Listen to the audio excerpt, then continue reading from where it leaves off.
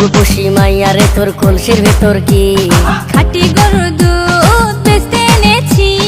ও রূপসী মাইয়ারে তোর কলসির ভেতর কি খাঁটি গরুর দুধ বেচতে এনেছি। দে না একটু খাই, দামটা আগে চাই, আর দে না একটু খাই। দামটা আগে চাই, তোদের মতো ভিড় খাওয়াতে চেনে রেখেছি। ও রূপসী মাইয়ারে তোর কলসির ভেতর কি